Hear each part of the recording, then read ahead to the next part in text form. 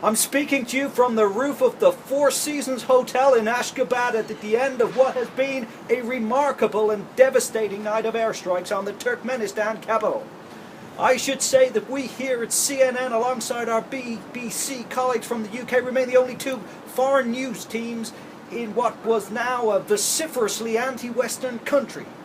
Whilst it's far too early to assess the full impact of the ground assault from British and American jets, reports suggest that Ashgabat International Airport, the $6 billion jewel in the crown of this fledgling economy, completed less than 8 years ago, has been levelled to the ground.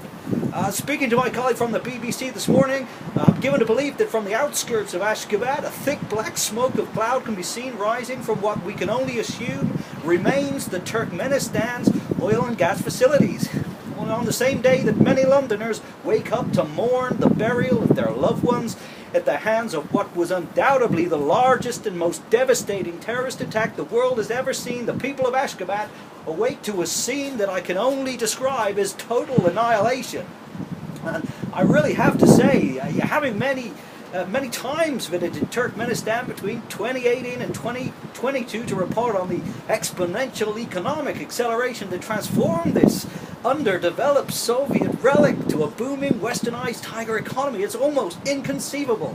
The picture, the scene behind me, even back in 2027, when, as you remember, unemployment in Turkmenistan hit a whopping 80%, and the annual GDP per capita plummeted to $4,000, the lowest in the region. I don't think anyone really could have guessed just how bad things here were gonna get. Well, as you know, for the last 2 years, this barren wasteland of central Turkmenistan, formerly home to the country's oil and gas extraction sites, has become an ideal terrorist location for training camps, both for the Islamic State and Al-Qaeda.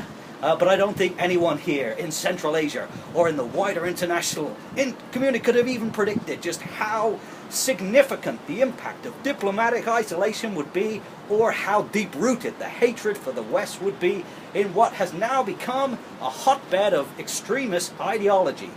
There will be some, of course, who say that this was all entirely predictable, that the downward spiral started way back in 2023 when oil prices hit a remarkable $19 a barrel, an event which put fledgling Turkmenistan's economy into freefall.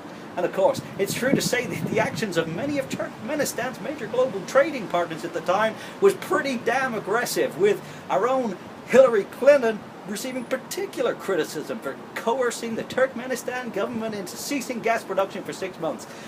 As I say, there were few people, though, talking about Turkmenistan being a ticking bomb rather than a Tinder box. Well, we all know the story from then on in. The secret gas deals with Iran, the repudiation of the Declaration of Permanent Neutrality, and the never-ending series of trade disputes, turf wars for trading partners.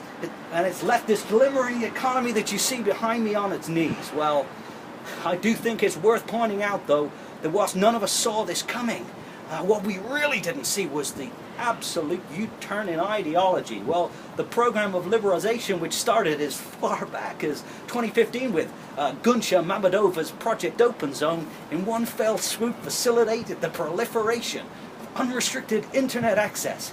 It's all gone now. Well, you know, we really had not seen this coming.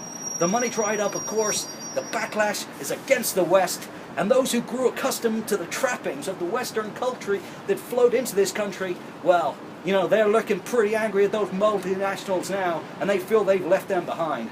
I mean, I can remember back reading Time magazine about McDonald's in 2020, 50 million McKerma burgers in 1 year in its flagship Ashgabat restaurant. Well, you know, that's a long time ago now, folks.